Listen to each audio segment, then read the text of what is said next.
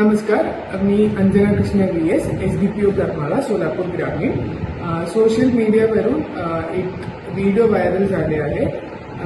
ते आमचे गाव वारकटणे असून काही लोक दुसऱ्यांना काटेनं मारहाण केलेलं असे दिसत होते. हा व्हिडिओच्या अनुषंगाने आम्ही करमाळा पोलीस ठाण्यामध्ये एक केस दाखल केलेले आहे. FIR number 325/2026. हा व्हिडिओ बघून आम्ही आरोपींना निष्पन्न केलेले आहे आणि आरोपीचं नाव असं आहे की पिंटू बंजारे, राहुल हजारे, शुभम तनपुरे आणि किरण पाटील आणि आकाश पाटील असं 5 नाव निष्पन्न केलेले आहे आणि हे 5 आरोपींचा अटक पण केलेली आहे.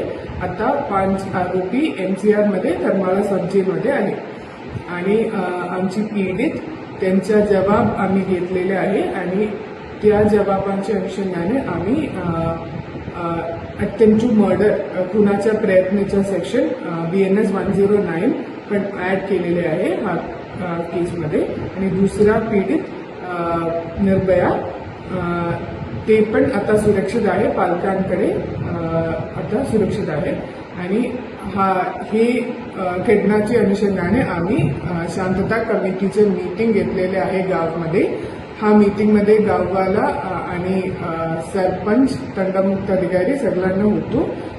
आता गावामध्ये पूर्ण शांतता आहे आणि काही कायदा व सुव्यवस्थेची अडचण नाही. कोणीही गैरसमज करू नये किंवा अफवा पसरवू नये. धन्यवाद.